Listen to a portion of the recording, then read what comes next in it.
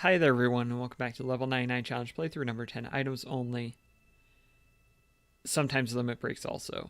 And we have a boss fight to do.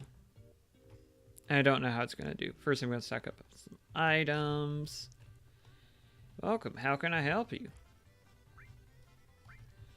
Get some more high potions. I only have 4 party members and that always delights and entertains me. So, in case you were wondering. That at this point in the game, if you don't have the optional characters, you're down to just 4 people to choose from. Thank you, come again. I don't think they have usable items in the weapon shop, but you know I'm here. Might as well check. Welcome to the charity store, a store of love and courage. What can I get you today? How about a wizard bracelet? Not really. That would be terrible.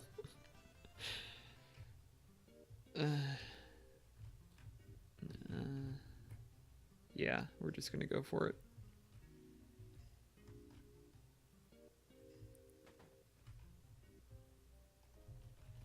Oh, good. Yep, really good. Yeah, that's a rough situation. I'm sorry.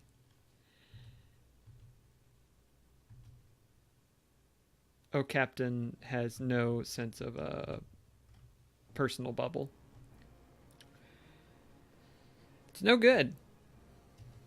Umu, what's this? As they say on the internet sometimes.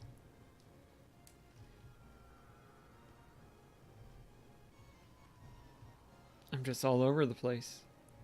It's been one of those decades, y'all.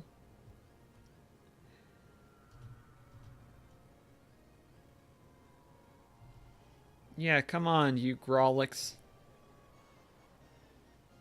Oh, we're dead.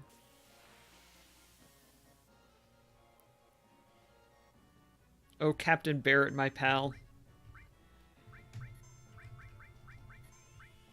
Oh, I really hope these work. 'Cause otherwise I'm in trouble. Let's see. Okay. Does he fly away eventually? I think he flies away eventually. Does he? I can't remember. I'll just throw damage at him anyway. See what happens. Can I steal? Why do I have this equipped? Oh, because I can get... Yep. Because I can get right arms from bombs. That's right. Oh, good. Ah, great. Really good. Yeah, start high potioning.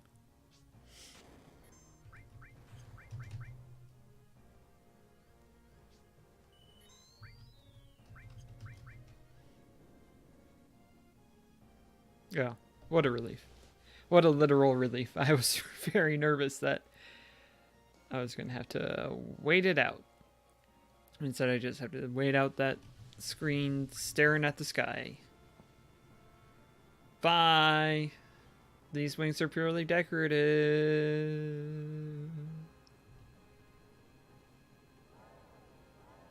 Oh no! This is bad, I guess. Yeah, it was really close. And the live stream is now definitely back under control. Both of those are very true statements, and I'm glad that someone said them.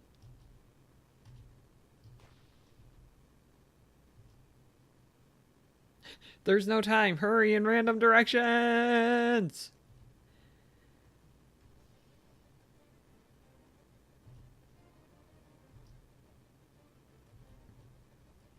Yes, that might be safer to move him to an open area. This is going to be very safe, what you intend to do.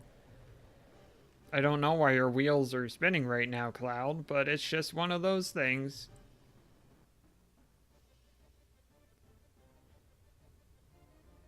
There are some people on the internet, if I can enunciate, who don't like the little chibi style FMV character models, and I just have to say that they are wrong, and that they're great. So those are my 2 cents of the day, and definitely the only opinion I have about this part of the game. Just kidding, this part of the game is great. It's tedious, but it's probably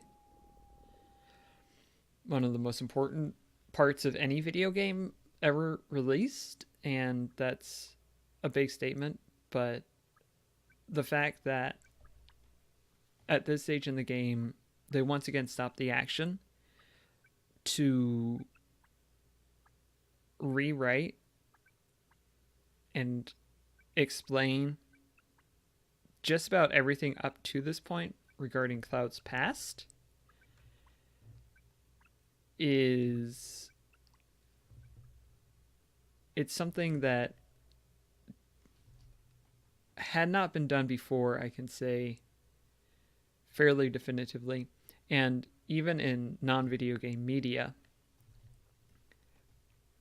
the trust that you have to have in your audience to go along and to comprehend what is being said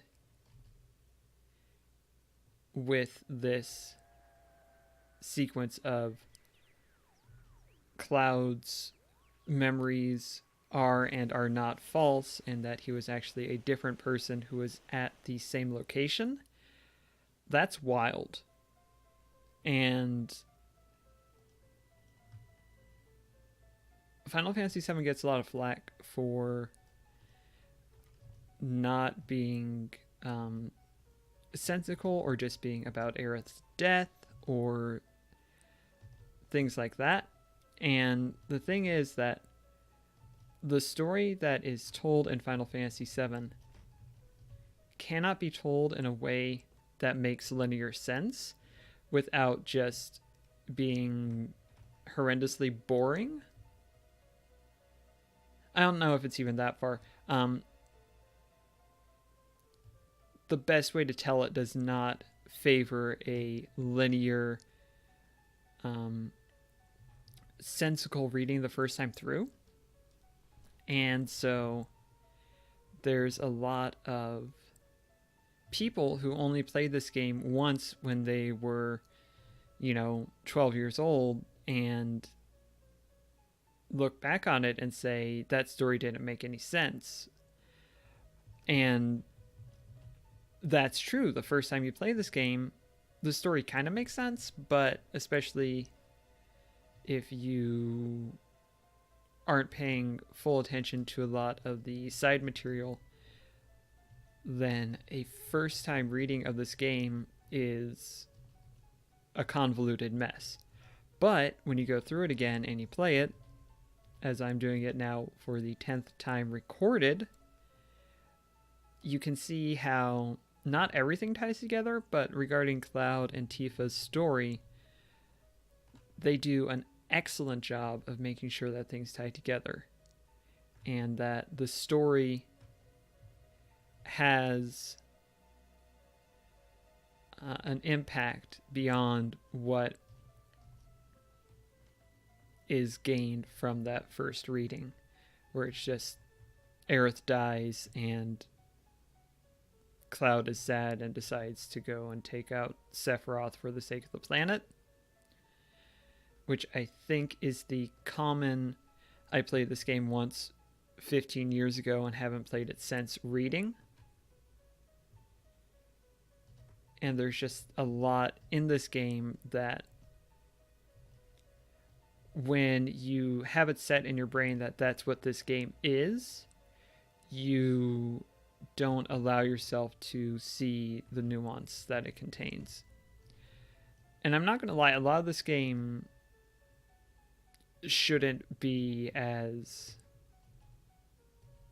convoluted as it is. I think they could have done a lot to simplify a lot of the parts, and they could have done a lot to flesh out a lot of the parts. It is by no means a perfect game, but the act of creating a game narrative, or any narrative period, regardless of the medium, where you have a character, your protagonist, who knows the world to be a certain way when we first meet him, and then over time realizes that his view of reality is not 100% accurate. And then later on, after that, realizing that the second view was also flawed, but for reasons that aren't just arbitrary and just. There are a lot of times where if you throw in another twist like that, it feels very fake, and it feels like, oh, the author just wanted for there to be another twist or something like that. Here it's grounded in the reality is such that neither Cloud nor Tifa really, based on what they knew, wanted to remember it. Cloud was ashamed, and Tifa allowed the memory of, well, if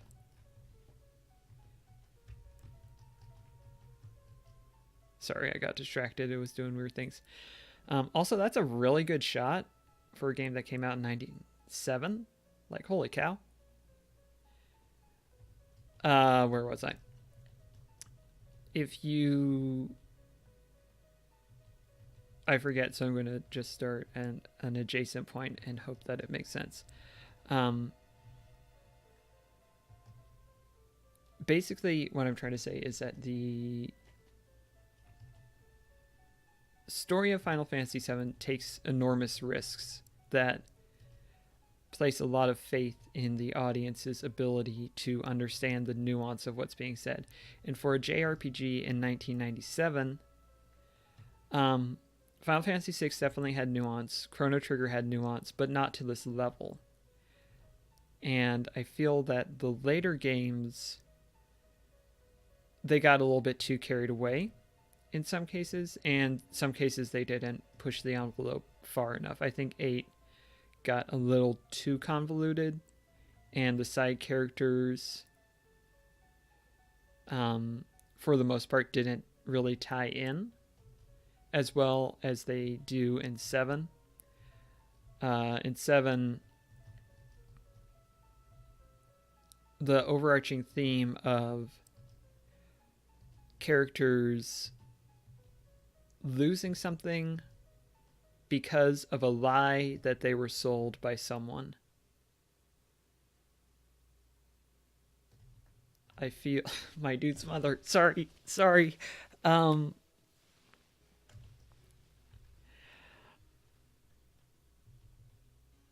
You see in Barrett's story that Shinra lied to the people of Coral, and Barrett lost just about everything. Dyne lost everything as a result of that.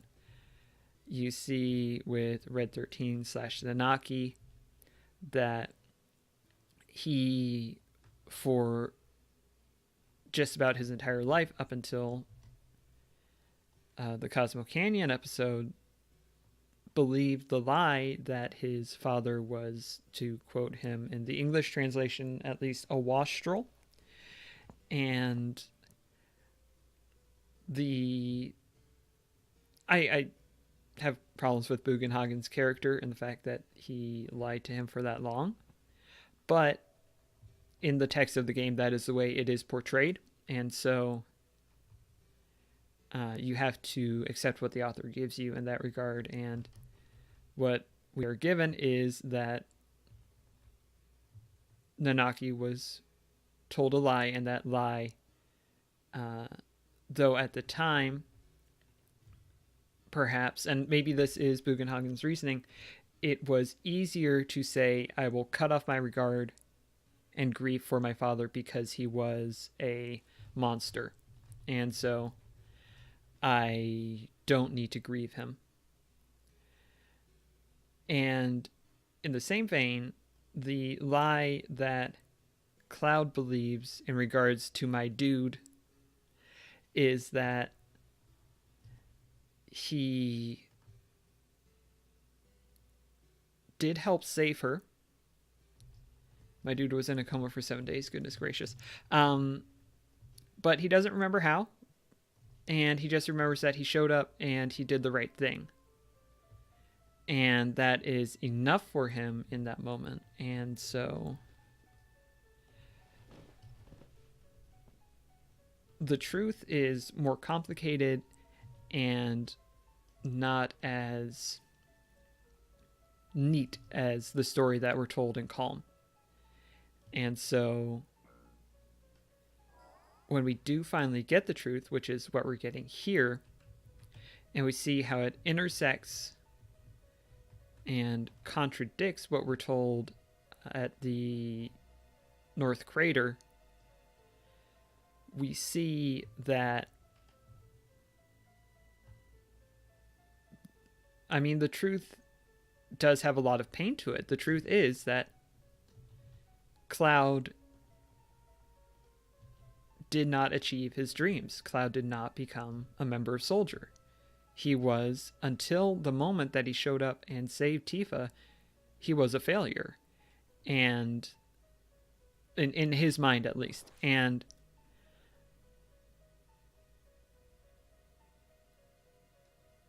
the trauma afterwards led him to reject the notion that he could be the hero. And that's not something that is explored in most media. The idea that you can reach a point where you say, no, there's no way I could have been that hero. That wasn't me. So one of two things must be true. Either I was not the hero, or the person I am is fundamentally different. So Cloud accepted the role of Zack, at least in certain parts, as himself, and that allowed him to justify him doing this. Because the Cloud that he knew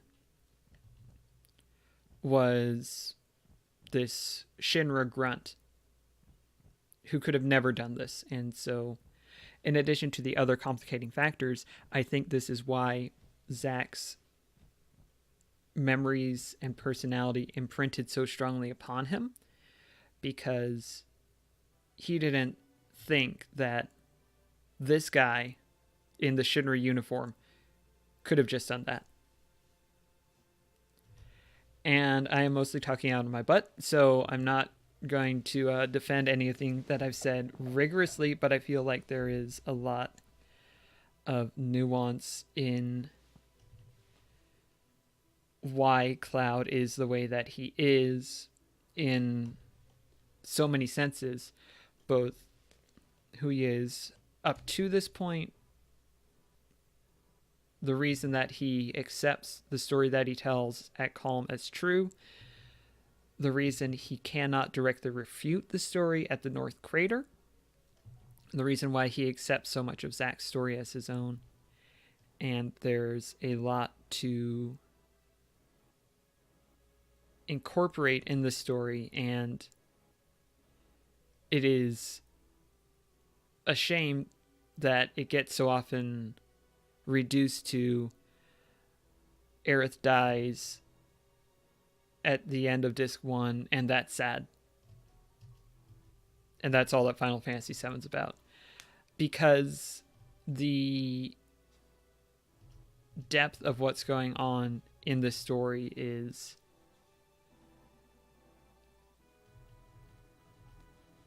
like I said, I do not know another piece of media that has this nuanced of an approach to the psychology of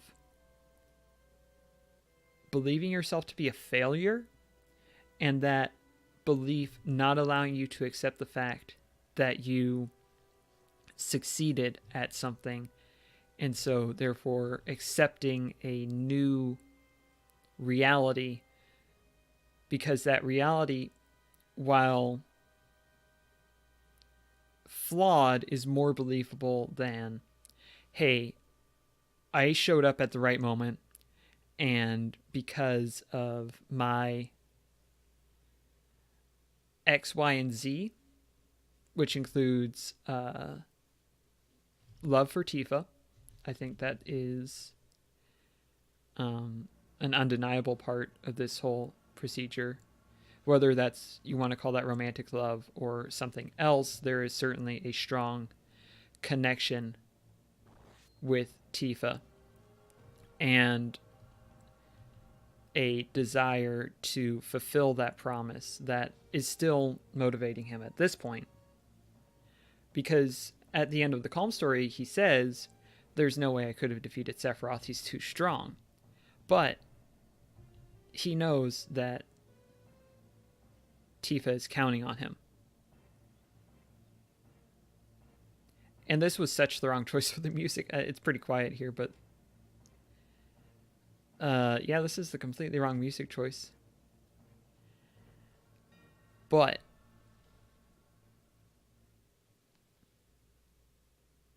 I've talked in circles for a moment here, but I love this part of the game so much, and the fact that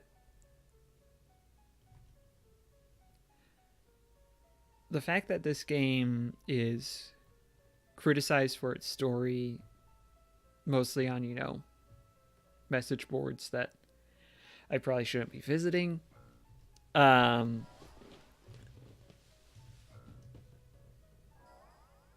It tells that most people don't get the point of Final Fantasy VII. And that's a bummer. And I think that's why some of the later games and just games in general have tried to be more straightforward with their themes and plot and that sort of thing. And that's not a bad thing in and of itself, but the obvious desire to create a story that comes from examining the reality of not feeling like you fit in and feeling like your self-worth is dependent on the identity that you construct. I don't know. I think it's really good. I'll just leave it at that, because we're almost out of it. Oh, no, we're not. We still have Cloud talking for a little bit.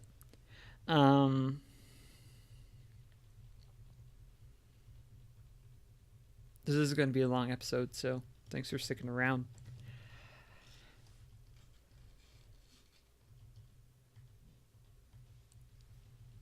I don't think that I'll wrap up with this. I don't think that Aerith's death is irrelevant to the game. Of course, it's a pivotal moment because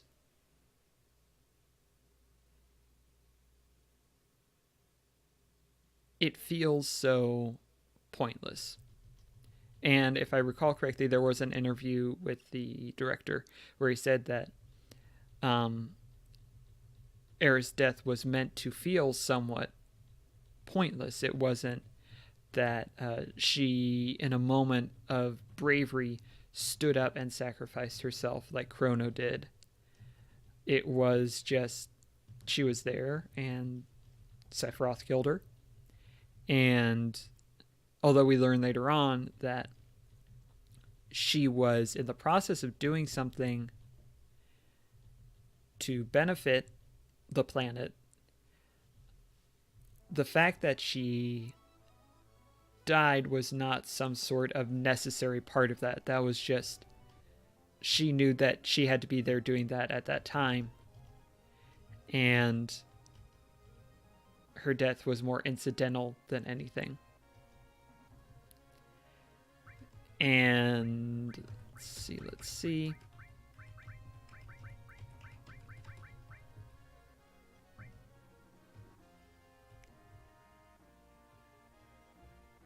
And so I don't want to come across as, you know, Aerith's death is pointless in the grand scheme of this game.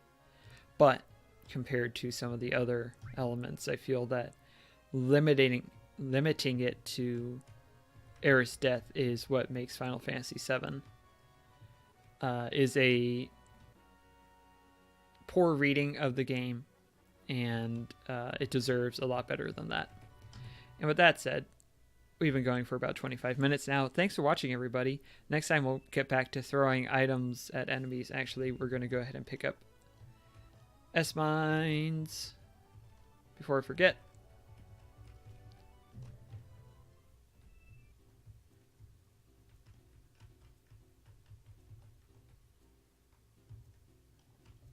Please, if you don't buy for me, then the meteor is going to fall.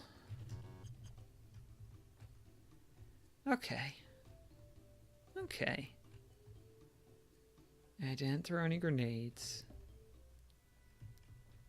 Or did I? No, I didn't.